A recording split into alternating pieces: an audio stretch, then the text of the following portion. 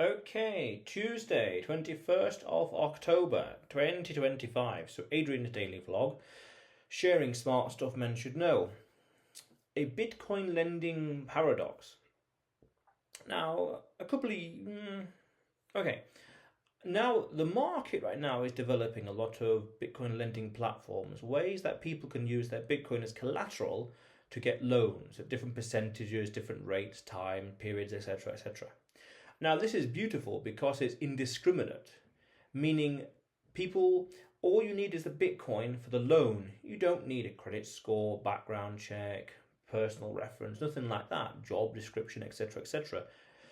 You could even argue, depending on if it's non-custodial or not, AML and KYC, meaning the lenders don't need your information, meaning the lenders don't care who you are, meaning it's indiscriminate. They only care if you have the Bitcoin as collateral, meaning the loan is over collateralized. For example, if you say give them £100 worth of Bitcoin and you could borrow say £50 or £20 from that as a collateral. That way you can access the liquidity of the Bitcoin without needing to worry about other things, job, title, home, etc., etc., etc. It's indiscriminate in that way. And that's quite empowering because it doesn't matter who you are. It doesn't matter who you are. If you have the Bitcoin, you can have a loan. The more Bitcoin you have, the bigger the loans you can take out. Maybe even in the future, the more Bitcoin you have as collateral, you pledge as collateral, the better the term, the better the conditions, the better. It's quite likely. But, time will tell. And that's just the paradox right there. It doesn't matter who you are. Because you could say those loans open to anyone and everyone, just have the Bitcoin. But in the future, not everyone is going to have Bitcoin. Not everyone's going to have a Bitcoin. Not everyone is going to get off zero. So that means people today may never buy Bitcoin, or maybe even 20 years from now, and the price is who knows what. Okay, so that means that some people are going to basically miss out on this indiscriminate form of lending, this indiscriminate way of accessing liquidity, by just posting their collateral and nothing else is necessary. If you have the Bitcoin, you have the loan.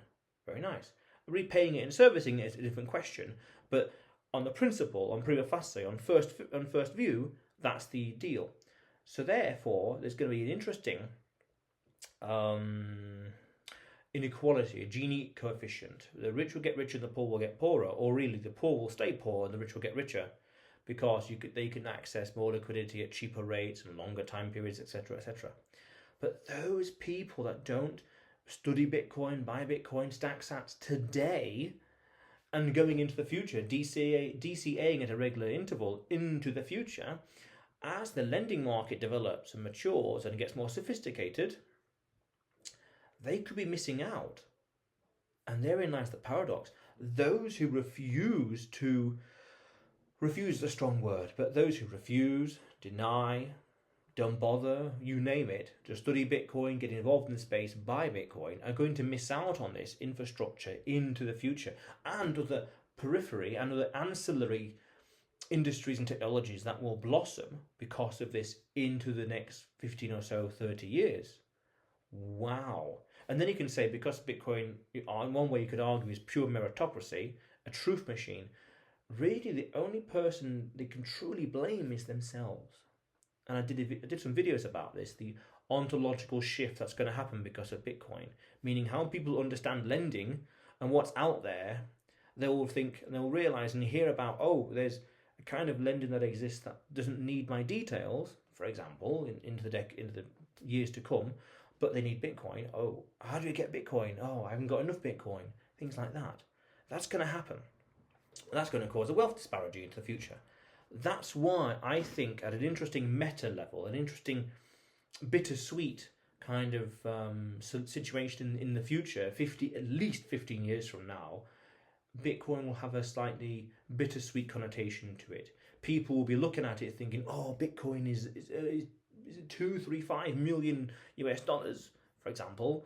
I could have bought it when it was, I could have bought it at 100,000, 50,000, 150. I could have bought it at 1,000. But I didn't back in 2000, whenever. and that will weigh down on them, and that will cause resentment. Interesting. And in the years to come, they will be basically anti-Bitcoin, meaning antitrust laws. Yeah, when there's a new administration in the decades to come, years to come, that will look at this jealousy and want to not weaponize. Weaponize is a strong word. At least weaponize. Worst weaponize, but at least leverage, let's say, in some political fashion. Because they didn't study it today and get involved today to benefit as the technology and the rise of this market and infrastructure in the next, say, 10 or so 15 years from now. So they'll miss out, and that jealousy will fan the flames of negative sentiment in the future. Wow. Envy, jealousy. Oh, I could have bought it, but I didn't. And then you could say at an even deeper level, that's what these videos are for, to understand, like I said earlier, smarter stuff men should know. So it's something to be aware of in the future. There's an interesting paradox at play of wealth inequality. Those that have the Bitcoin will have access to cheap lending. And it's going to get cheaper and more favourable over time as the price goes higher and the infrastructure and market develops. And people are going to get more and more jealous. And especially as the general public have a general sense for how much a Bitcoin's worth. Oh, it's worth X many thousands of dollars, as opposed to, oh, is it worth £10, £100? It's worth like a bar of chocolate, isn't it? When people have a sense for it, and that's going to be years, that's easily 15 years from now, because that would have to be plastered all over the news for days and days and days. Headlines, oh, Bitcoin reached $1 million, Bitcoin reached £1 million, Bitcoin reached, €1 million, things like that. And people's jealousy. If they can't, it's the Phoenix, I did a video about this as well, it's the Phoenix, there's a shift, they hit rock bottom in some fashion, disbelief, and they're either going to rise up and proceed and really kick into gear, pull their socks up and study it, they have to catch up, or they're just going to continue and get worse, let's say, or continue being negative fundamentally. Yes, it's powerful. It's powerful and dangerous at the same time. Powerful in a sense of the infrastructure and products that are yet to come via the liquidity, via the market, via just innovation and capitalism, but at the same time the jealousy, the resentment is going to be equally powerful in their own way. And I think it'll be bittersweet to mention Bitcoin in public in the future. Bittersweet. Some people will say it's amazing, so glad, amazing, amazing, amazing. Others will be just riddled with resentment. Bittersweet. Very interesting. Oh, I could have bought it. If only today, 2025. If only in 2026 had I, things like that. And they'll have to be, and there's an interesting thing about interest rate apartheid. They'll be paying excess rates on mortgages and loans and credit cards at 10, 20 or so %. Whereas the Bitcoin is, because it's pristine collateral, they'll be paying, LIBOR, they'll be paying Bank of England or Federal Reserve rate, whatever else, they'll be paying, whatever, next to nothing. Because especially if it's not based on character, based on your credit score, it's just based on the collateral, wow, even better.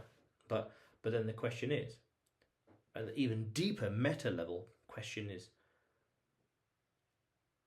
how much Bitcoin do you have?